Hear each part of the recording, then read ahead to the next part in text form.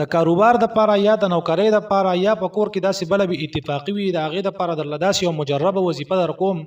چې څوک هم دا وظیفه کوي نو د هغوی کار به په ذمهوارۍ سره حل کیږي خو شرط پکې دا دی چې دا وظیفه به په یقین سره کوي او په الله باندې به پوره اعتماد وي او پوره باور به وي.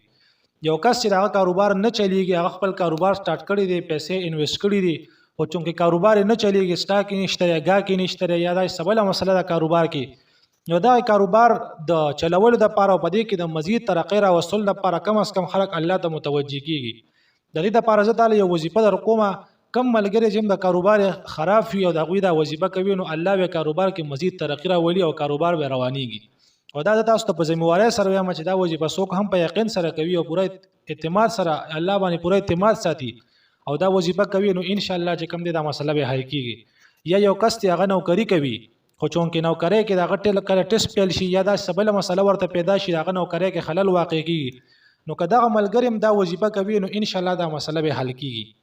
یا یو کس چې دغه په کور کې به اتفاقي ده پلار د زوی سره روان دی رور د رور سره روان دی یا ښځه د خاوند سره روان ده خاوند د ښځې سره روان دی یا داسې څه بله به اتفاقي ده د مینه محبت د زیاتولو دپاره هم دا ډېره زیاته مجربه وظیفه ده یعنې په دې باندې تجربه کړې شوې ده. داسې وظیفه ده چې کم ملګری هم کوي نو کار به ذمهوارۍ سره کیږي. وظیفه څه وظیفه ده؟ وظیفې د ښه په اور سره غوږ کې دی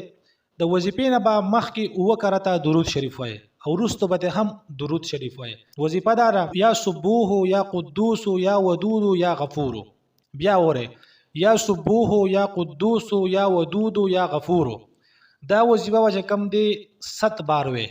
7 بار یا 13 بار په دې کې چې تاسو څومره ډېره ویلې شوه نو دغه لپاره به تاسو ته چې کوم دی ډېره زیاته پیدا وي. او بل د قرآن شریف یو آیات ته وجعلنا من بین ایدیهم سدا ومن خلفهم سدا فاغشیناهم فهم لا یبصرون دا په سوره یاسین کې دا آیات دی نو دا به چې کوم دی دا به یا 7 کرته وي یا به 14 کرته وي د دې نه مخکې به اعوذ بالله وي او د هغې نه پس چې کوم دی دا دعا به کوي چې پرس که کاروبار دی خرابي یا چې کوم دی نوکری دی نه کیږي یا په کور کې داسې څه حالات دي پرس که ښځه د خاوند سره روان ده نو ښځې له پکار دی چې دا وظیفه کوي یا خاوند د ښځې سره کور نه برابرېږي خاوند له پکار دی چې دا وظیفه کوي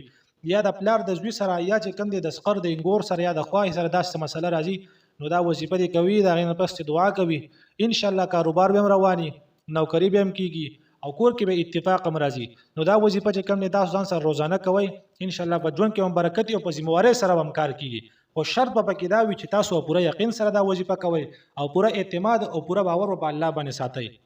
او که زموږ دا ویډیو ستاسو خوښ شوي وي نو دا سره مخکې شیر کړئ چې نور خلک هم د دې نه څه پیدا والي او دا قرنګې دا وظیفه هغوی هم خپل معمول ساز کړي. والسلام.